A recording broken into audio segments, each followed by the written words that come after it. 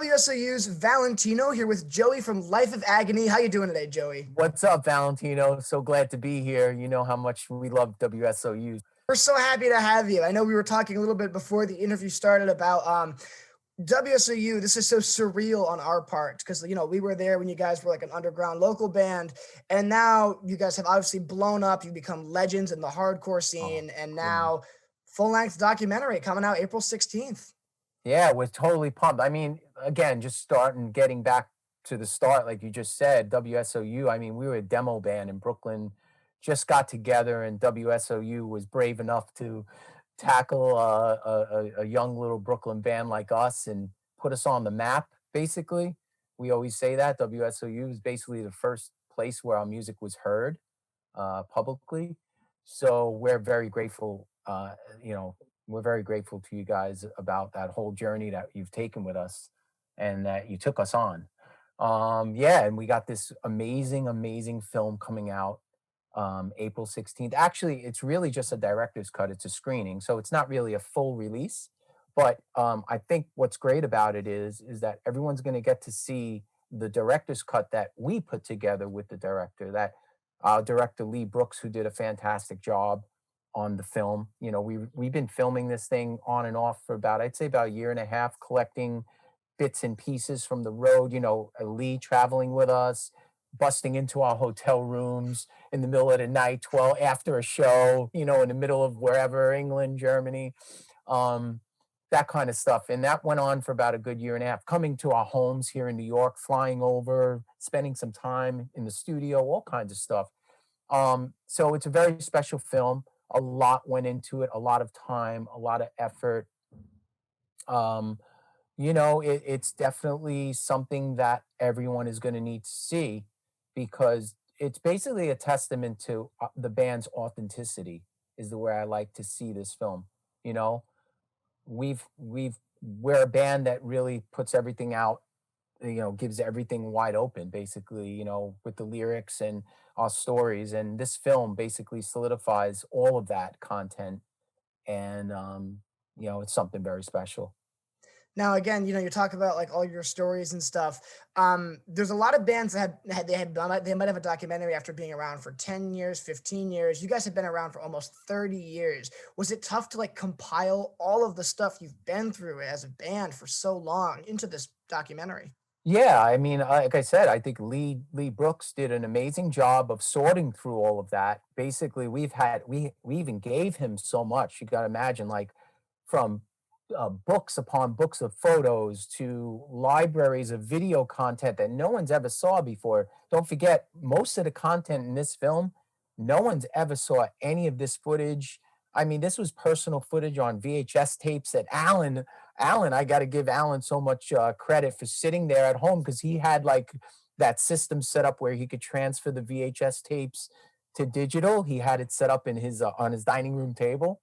So Alan did a great job with going through all of that, the archive footage, and actually getting it to Lee so Lee can sort through it. So there was a big process that has happened because it was 30 years, like you say, of stuff basically that needed to and then you had to weed through it and find what really made sense with the timeline of the film, how it played out. So it was very it was a very brilliant, it is a very brilliant piece of film that Lee was able to edit together. Mm. And I think it's just so cool that like, there the whole band got together and all right, we'll dig through our old pictures, our old, Alan got all of the old VHSs that like no one's seen before. So there's so much exclusive content in this film. Yeah, exactly. And you saw the whole film, didn't you? No, it hasn't been Oh, sent you to me yet. haven't seen the film? No. Oh, I thought that anyone who was doing interviews, I thought they would at least give you the opportunity to view the film first. But all right, well then it's going to be a very, very cool surprise for you. I'm sitting here thinking you saw the film this whole time. Well, obviously you saw the trailer. Yeah. Oh yeah. Okay, cool. Yeah, I mean, if you like the trailer, you're going to absolutely freaking love the film because it dives so much deeper. There's a lot of lessons in the film, Valentino. I've been saying this a lot. It goes through the struggles that we went through as younger people and what made us who we are today, all the way to how to learn to forgive. And because without forgiveness, there is no happiness in life. In order to be fully happy, you need to fully forgive. You need to have the ability to forgive. So there's a lot of lessons in this film. It's a brilliant film about Mina's journey, Mina's personal journey with becoming a transgender woman. And that's a beautiful thing in the film because you really understand Mina and why Mina is Mina now. So there's a lot of uh, questions that are answered, is the way I also like to put it in this film. All those question marks people may have had, older fans. Um, there are a lot of answers in this film, and I feel like it's going to bring a lot of people back to the band. Truthfully, Mm. I absolutely love that. And you're so right about obviously forgiveness and every member of the band has had their own personal journey that they've gone through, right, with the band and outside of the band. And then I right. think especially with this with the trailer, you see a lot of peek behind the curtain of okay, well, here's our family members, here's kind of where we grew up kind of thing. Like it's very like Yes, you go really, personal. really personal with it. Absolutely, and wait, I mean, again, when it's an amazing watch, the way the movie kind of unfolds right in front of you, the way it's done, it really leaves you feeling satisfied by the end of the film because you're like, "Wow, I know these people so much better than I even thought I knew them through their lyrics and stuff." So it's just one of those things. It's going to be a staple in our career, this film, because I feel like it's going to blow the doors wide open again. And anyone like, there's a lot of bands out there and our peers that, kind of also we've seen, they haven't taken us on tour as much because we have a transgender singer now. I could tell, we don't get the phone calls back. It's just, I think all that is going to change, with this film. I think it's going to kind of open people back up to Life of Agony again. And I think it's super interesting that you mentioned that like there was like a lot of subtle transphobia before, you know what I mean? Like Yeah, in the hardcore scene is obviously, very, very inclusive, but there's just a few moments where I'm sure you guys felt weird or just off and, you know. absolutely. Yeah. Again, like, although we're very, very, how would you say, we're a very strong unit, we we feel we're stronger than ever actually with Mina fronting the band as Mina Caputo. Uh, it's been an amazing journey to get to this point, Valentino. We we just feel like we could go forever now, truthfully, as this lineup and really take things to another level. Having Mina up there, fully confident, delivering the way she delivers now, as opposed to the way she used to deliver things, as a front person. It's magical to have seen this transformation right in front of our eyes, and to be able to be a part of it and support it has been something very important in my personal life. For my cousin, Mina is my first blood cousin. We did grow up together. You'll see all that in the film. And um, having had this journey, having had this journey with Mina, has been something very important to me and to my life. And even as just like a Life of Agony fan, from the outsider looking in, Mina's just live performances, now are just so much more. She's so much more confident in her skin. Yes. You can really tell that she's where she belongs now. And Hmm. I'm not saying like that you guys like weren't confident before, but there is a very, very difference that you can see when you see Life of Agony live. There's a blatant difference, and we bring that 110% to the stage. Yeah, there was some holes back in the day. There was some holes in the structure back, say in the 90s, or there wasn't a lot of confidence in Keith, because Keith wasn't living as the person that he really wanted to live as. And Keith almost, the way we're seeing it now is, when Mina was Keith, she almost saw the band as a blockade, um, that was in her way almost to be able to live as as the person she really wanted to live as, which was a transgender woman, because it was almost unheard of to have back then, especially in the 90s, to have a transgender person or gay or how person to front this hard heavy band. Like she thought no one would ever accept it, but look, here we are in 2021 and she's accomplished that, and that's huge.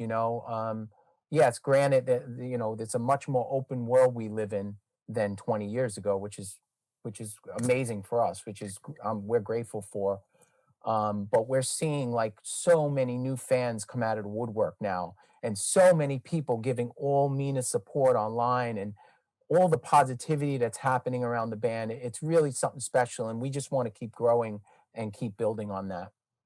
And I think like fans can know and respect what's like genuine, you know what I mean? Of course. And like they definitely have a radar for that, you know. So Yeah. when Mina came out, and then when Mina's, doing these live shows, she's putting out these albums with Life of Agony with you guys, you all are working together. It the fans radar from a Life of Agony fan and from even just a not Life of Agony fan, just a hardcore fan, they gravitate towards that. Absolutely. We did this really cool show at a skate park. It was very intimate. It was upstate New York. I forget which town, but um, there was something about that show because it's a very hardcore show. I mean, the skate park, we literally played on the skate ramp, and with all the young people surrounding us. This was only a couple years ago, with Veronica in the band, and there's graffiti all over the walls, all over the ramps, and there was no lighting. There was just like fluorescent lights on the whole time, which is so there was no real show. It was just like a gathering, and it was so cool to see how all these hardcore kids just embraced Mina and the way they all went crazy and were grabbing her and hugging her and singing the like Agony songs. There was so much excitement in the room. It was just a memorable show because it was so stripped down and so raw for what we've been doing lately. We play these big shows and we play these festivals in front of 100,000 people, but this was like this really cool, odd, crazy show that we just ended up doing, and it turned out pretty cool. And I guess it's just you making me think of that show with what you just said. Um, how authentic it feels now, and that we could do a show on a skate ramp right now and have all these young people just loving Mina for who she is. All these hardcore young people just loving her, for what she's doing now. And that's why I think Life of Agony is so like authentic, as you put it, and very, very genuine, is because you have a lot of these bands that once they get to the level where they can play an arena like you guys, they'll be like, all right, well then why would we ever do like a small show again? Like it doesn't Exactly. make sense. There's no, money, promo. What's the point? But then like with you guys, you're like, no, we still love this hardcore scene. It's Yeah. not just about the shows, it's about the scene. Absolutely, and that's something we need to build. We need to build that back up because with all the online, everything's available online now. So some of these scenes have kind of like dismantled themselves because of all the content and everything that people get to see online. And it would be nice. It's nice to see that the scene does exist here and there, but we do need to build that back up because some of the areas that we would go to back in the day, say in the 90s, where there'd be hundreds, if not thousands of kids showing up to these places, not even be able to get in, you're seeing half that audience now show up. There are not many people in these club scenes as much as it was, 20 years ago or 15, even 15 years ago. So it would be nice to see that kind of. I think with this COVID thing, that might resurface. I think after this whole scare is over and COVID kind of goes away, and I don't like that term, the new norm. That I'm not going there with this whole thing. But forget about the new norm. Let's go. Let's build back what. Let's bring the fun back. Let's build up the scenes again. People need to get out of their homes, go to shows. I think this COVID thing is going to be a catalyst for that to happen again. I really Mhm. do. I also think so. And I think it's just like, you look at it before COVID happened, there was, you're right, thousands and thousands of live stream videos of concerts, cell phone videos of concerts, but there's nothing like like there's science that actually proves that like the vibrations of music actually affect the human body way more live than they ever could on headphones or on a computer. And Absolutely. I definitely think that when shows return, people are going to be so hungry for that. I think that the ground is gonna shake when we are able to do concerts again at full capacity. Never mind this only 30% of people can be in the room. I mean, I'm talking about full capacity concerts.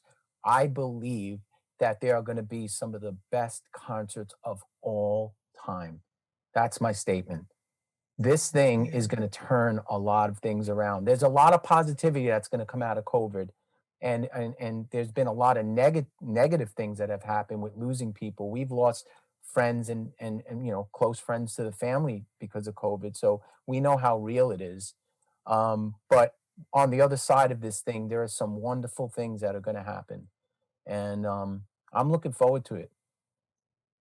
Me too. And you're so right, because it's the fans are hungry and the bands are hungry. Oh Like yeah, everyone is just. I love that statement that it's going to be groundbreaking because I can feel it. I yeah, can feel that these bands are itching to get back on tour. yeah, And another thing that I'm super excited to see also, like once the pandemic is over, is I think that like the playing field is going to be different in the sense that there's a lot of bands that are like, okay, these are big bands, these are small bands, these are medium tier bands. I think that a lot of bands that were small that have spent the pandemic live streaming and marketing are gonna just come out of nowhere and be these bigger bands.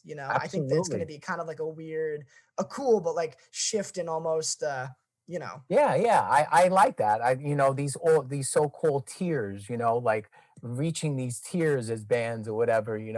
I think that barrier will break down. And again, I want to go back. I want to encourage a lot of our peers to open themselves up to taking some smaller bands out.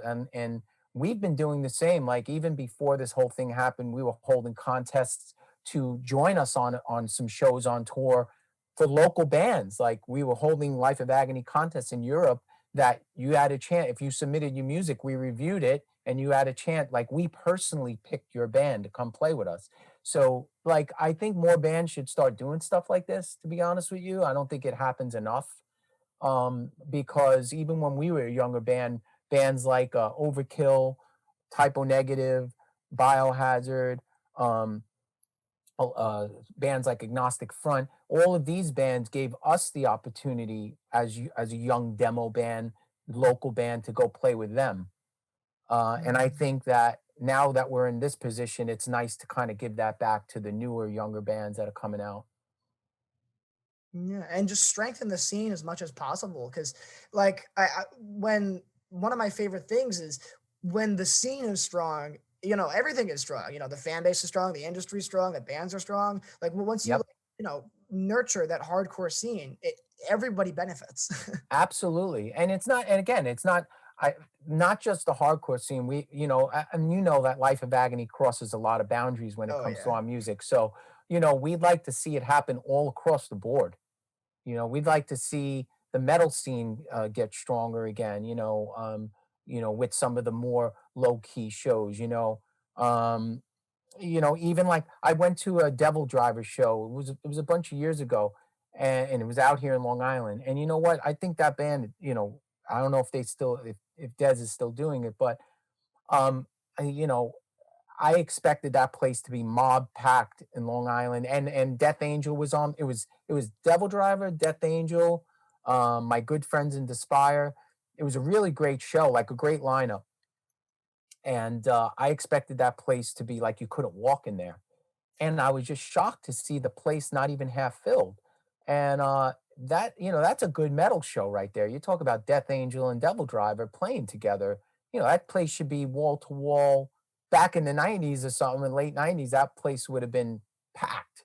You know, it would be nice to see that come around again. Even at those smaller shows, have people supporting the bands, not just listening to them in your bedroom, but go out and see the band, man. Like you said, there's nothing like live music. There's nothing like getting hit by that kick drum and that thundering bass and those crunchy guitars just rattling your insides, rattling your bones. So Exactly.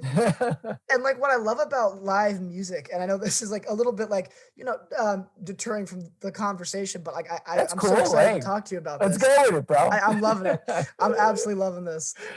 Is especially when you're, like, in the pit and it's not even like you're hearing the music. It's like, when the music gets intense, the crowd around you gets intense. Yeah, It's like you're literally feeling the music on your body, like it's a with the transfer of vibrations of the energy. music. Yes, the transfer of energy. Yeah, it's we call it a tennis match. Like we've always called, like at our Life of Agony shows, the more we throw back, the more we throw out, the more we get hit back, and then the stronger we want to hit back. And then it's there you go. It's like the tennis match that we are constantly playing with the crowd. The more we give, the more we get back.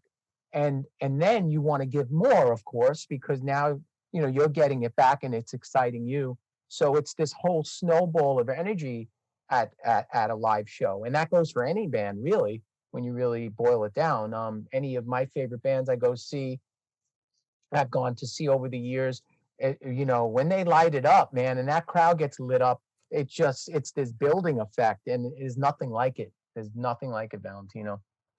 I love to hear you say like the term the tennis match because I've always called it just the circle is like when the fans get intense, the band gets intense, and then the fans feed off that, and then the band feeds off the fans, and it's this big old circle. And it's a tennis match, it's a circle. It's we both have the same experiences, but just like Yes. different words for it. Yeah, yeah, different metaphor, It's like that ball of energy get being tossed back and forth to each other. That's kind of way I always felt it as like this back and forth type of thing. And there's something special about that you can't get anywhere else, like you said. You really can't find that in front of your computer. Yeah, you can watch some cool shows and be like, "Oh man, I love this video. It's cool." And I get I like I'm a big fan of Gojira. The last few years I've been listening to them. They're like my favorite band right now. They're like my current. The last few years, I'd say 4 years now, I've been listening a lot of Gojira.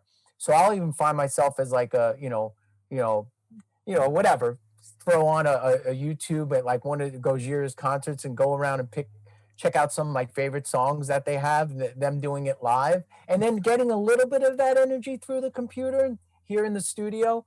Um, but there's nothing like going to see a Gojira concert in person and getting smacked in the head by those guys. Oh, So, yeah. And like you're so right. Gojira is one of the best. I know I'm personally, I can't wait for their new record. It's gonna be mhm, great. Um, I uh, pre-ordered it. yeah, I think I I, did too. Actually, I got the pre-order of the vinyl. yeah, One of the cool things is, this just makes me think of the difference of that tennis ball match with the stadium huge arena shows versus with the small, underground shows or like the skate park shows or the so many people is the tennis match is still there, but it's different, you it's know? different. But you know who are masters? The Metallica guys are masters of the Mm. arena tennis ball match. They have that down. I mean, anytime I've ever been to a Metallica show, it feels like you're in a small, intimate venue with them. And I think that that is definitely one of their biggest strong points. As a force to be reckoned with. I think they take that small venue vibe and they are able to achieve that in the arena environment. So, but Mm. there are a lot of bands that are close to doing that can pull that off as well. But they are definitely the masters of that. But yeah, I agree. It's definitely harder for a lot of the bands to on that bigger scale to keep that tennis match going with that large amount of people. What's cool is it's funny because I always felt the outdoor festivals for some reason it's a bit. I always thought for some reason I have no idea why, but the outdoor festivals it's a bit easier to keep that tennis match going and that building process going with an outdoor festival crowd for us. I don't know why. I would sit here and I wouldn't be able to tell you why that's easier than an arena. Not to say we're uncomfortable in an arena situation because we are comfortable anywhere. But as far as building that super crazy intensity, we've always been able to do that at these outdoor festival show type shows. So that's interesting. I don't know. I even think it might even just be the lack of seats is because, like obviously the Yeah, that's a stadium, good you have point. pit and then you have seats. And even if there's people standing, they're not able to move. They're confined. They're Yeah. confined to this box. Whereas like, And they're giving a number, they're giving a seat. You have to stand in this area. So maybe yeah. you might have, you might have just hit it right there. Thank you for enlightening me. You just kind of solved my brain after 30 years why arena shows are a bit different. Yeah, that's pretty much it. I think you nailed it because there you go, outdoor festival. You have no seats, no number. You don't have to be in one place. You could be wherever you want to be. And I think that's a big part of it. Thank you for that, Valentino. Thank you, thank you. I know as like a fan, like this might sound like pretentious of me, but I'll say it anyways. Sometimes if I know that if I have to go to a stadium show, but I'll have to get seats rather than get either a pit or a lawn, I just probably won't go because personally it's just being confined. It's I either sit down or I stand up and this is Right. my box and this is what I see the show in. And it's more of like watching a show on like a TV than like being a part of the show. You're right. That is such a good point. I'm honestly, I don't know why. Call me ignorant, call me whatever. I don't think I've ever thought of it that way, for real. And I've been to so many arena shows myself, seeing my favorite bands in a seat, in a spot, and never knew why I didn't feel like I did in other venues. But there you go. It's something so simple, but I don't know why I've never thought of it that way. Awesome, awesome. Well, I'm happy to. Thank you I'm. for enlightening me Thank today. you. I'm loving this On conversation. This is on so March cool. 22nd, 2021. I was born, whatever, 50 years ago. Oh, I love it. Um, so now, another question I had, kind of going back to the documentary that I wanted to talk about. Obviously, in the trailer and hyping it up, Doyle is in the movie. He's talking a little bit about Life of Agony and his experiences, with you guys. Are there any other cool, either like artists that can feature up that we won't expect, or anything Um, else? you know, it's funny because there's also different versions of this movie. So this director's cut version, I'm not sure how many of those types of clips are in there. This director's cut is more personal. It more goes into the family oriented. Don't forget that we this is the movie is still very young, so there might be another version of this movie when it finally hits. Say like a Netflix or say one of these Showtime type of things. I don't know where it would go, but we don't know where it's going yet. But as of right now, this director's cut, I think, is more of the personal cut that you're going to see. I'm not sure I know Billy from Biohazard's in there. He has some stuff to say, which he's one of our great friends. So again, like I don't want to give the wrong thing away here. I think everyone's just going to go need to see it and see for themselves what this cut is all about. Definitely. And like something that I wanted to ask about the personal aspect of the film is obviously as a band you're used to putting yourself out there personally when you're writing lyrics, when you're writing music. It can be difficult to like take such a personal side and just give it to the public.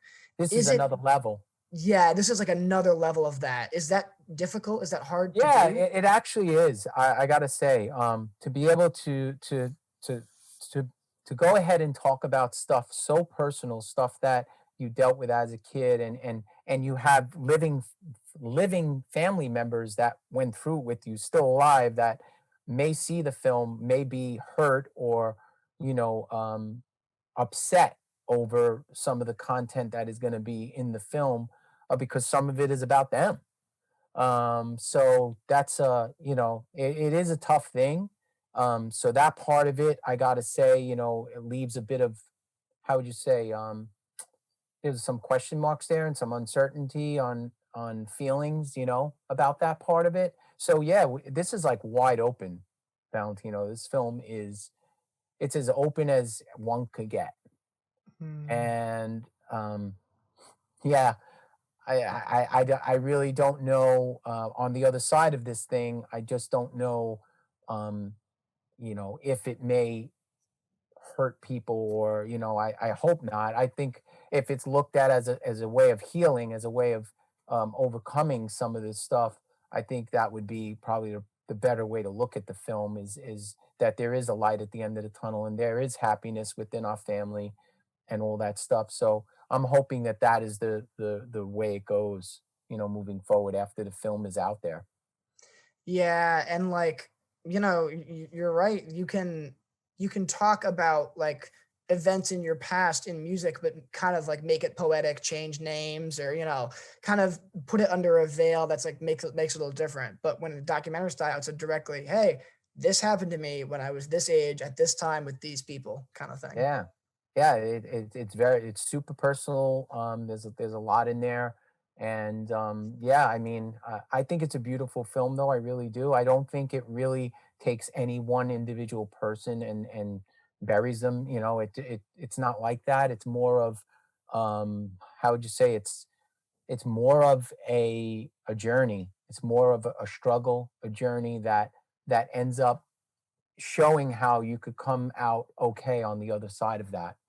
And that's basically what the film's about. It's about reconciliation.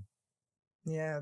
And I know you mentioned, forgiveness, reconciliation. These are all themes that like it it's so crucial to the human experience. And I think a lot of people just like, when you're in a band, it's like, oh, you're on a pedestal, you guys don't have to worry about this. But like every human being has to go through this. Everyone, and we're like everybody else, as you know, as you could tell. I'm no different than anybody. I never thought I was above anyone. I'm in McDonald's with my little daughters. I don't think I'm above the guy that's or the girl that's serving me the Happy Meal for the kids. It's like, I've, we as a band have always been very humble, very down to earth. Everybody knows that about Life of Agony. We're very approachable. We're not one band to hide from our audience or to run away. We like this film again is a testament to that. It's a testament to our authenticity. Yeah, and I think you're so right in the sense that like a lot of people, when they buy a meet and greet, they'll realize, oh, this band is like very, very different Yeah, than the interviews that I've seen or than the yeah, the shows yeah. I've seen. But with you guys, you don't put a veil. You're always just you are What you you are. yeah, what you see is what you get, whether we're Yeah. on stage or whether we're off stage, we're literally the same people. And I think that's what makes the band special. I really do. I think that's what's given us our staying power over all these years is that we stay true to ourselves, we stay true to who we are and who we've become. From family members to strong, powerful women in the band, fighting for what's right, fighting to be heard and to be accepted and acknowledged. I think as Alan put it, I think this journey is kind of cosmic. And Mhm. Alan has said that. And I think that's a very, very true statement. This journey has been cosmic for us. Yeah, and you even look at like, the band's you look at the band's history and its long career, there's been moments where you've broken up, we've gone on hiatus, where band members have left and come back and like it's unsure of like, oh, is Life of Agony going to continue? And it's cosmic, you guys will continue. You guys are always going to make great music. Yeah, we'll always fight for that. We'll always fight for to do this. Now we're stronger than ever. Like I said earlier in the interview, we have this bond. It's definitely a family bond that is not going away. We plan on making a lot more music. We have a lot left in us. Basically, we plan on not going anywhere as far as we're going to be around moving forward. So expect a lot more from Life of Agony. Basically, a lot more. And there's one question that I've been dying to ask, and I'm very, very excited to Sure. hear you kind of hint at it a bit. Obviously, in 2020, there's been no shows, there's been nothing to really do. As in pretty much every line of work, we've all just been kind of like stagnant for the last year because with the pandemic, there's not much we can do. But have you guys been writing new music? Can we expect an album sometime soon? Question mark kind of thing. Yes, again, like I think obviously a lot of bands have done the same thing. I think if you take 1,000 bands, I think 995 of them were preparing new material during the pandemic. So yeah, we're not gonna because of that reason and that reason in particular. We just had released Sound the Scars, as you know, the year before. last year in 29 late 2019, so it's only felt like a year to us since the album's out, but we didn't get to tour it.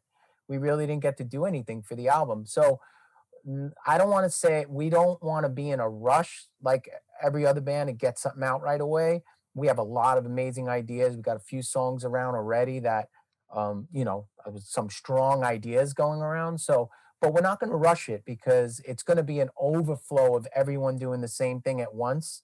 You know what I mean? Everyone trying to get music out all at Mhm. once. And you know, we definitely wouldn't, we don't want to get lost in the sauce, as people say, of that big rush of music. And there's only a certain amount of room out there and a certain amount of how would you say attention that people have to in order to like absorb it all. So we're going to kind of take our time. We don't want to rush this thing. We want to kind of do it. We want to kind of put something out when it feels right.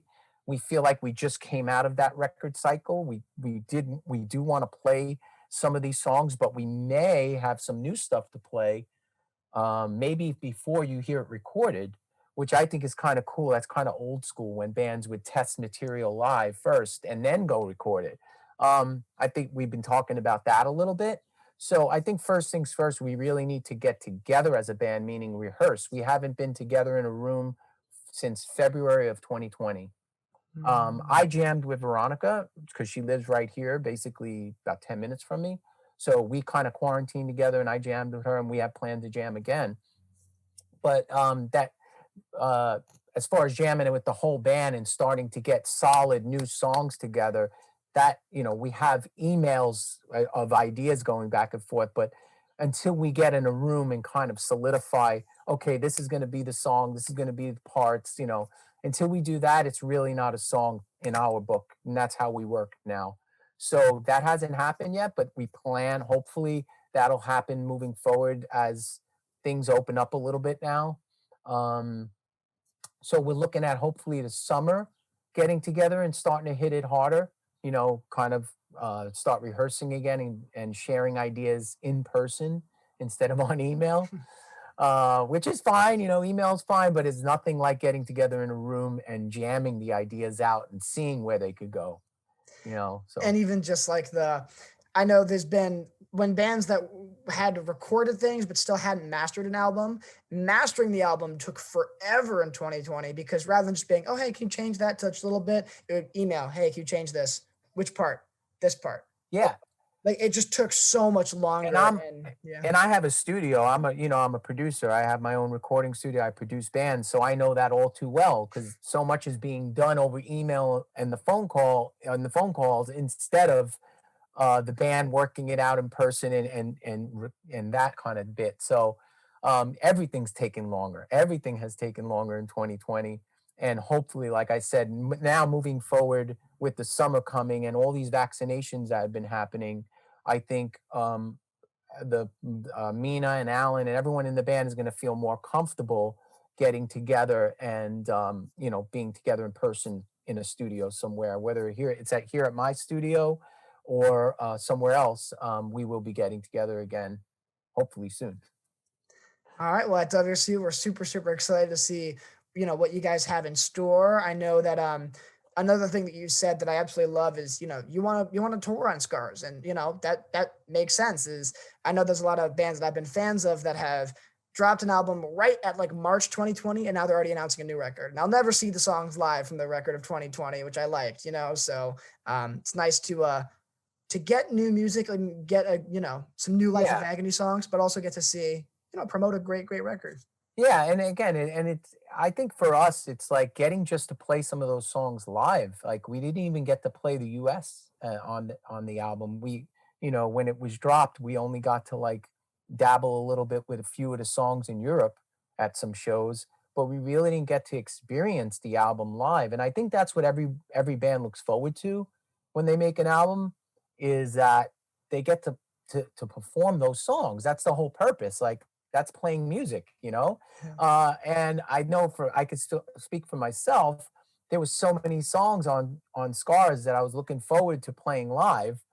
And we have a library now, as you know, of songs. Libraries of stuff to play live. So it would be nice to get to play some of those songs, and I can almost guarantee sooner or later you're gonna at our live shows, you're gonna hear new Life of Agony material, post Scars.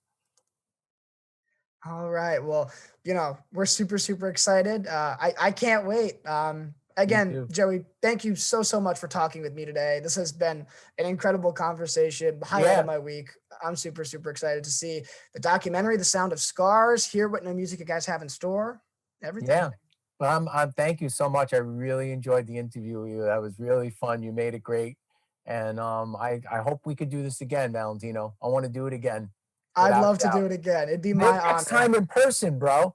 Next time, yeah, at a Life of Agony show. Let's do Yeah, it. yeah, or SOU, wherever you want to do it. We love WSOU again. Thank you so much. And yeah, next time let's do it whether it's the studio, whether it's at a live show. Let's do it again. Maybe we could grab a couple other band members and do it. It'll be fun. I'm 100% down. I cannot wait. Another thing for all of our WCU listeners listening in, if you want to win a ticket to see the Sound of Scars documentary, tune in April 1st until April 16th. You have your chance to win. So definitely Awesome. tune in. Thank you so much, and thank you to everyone out there. We love you guys, and we can't wait to see you again. It's been way too long, so looking forward to seeing all your faces in front of us once again. Can't wait.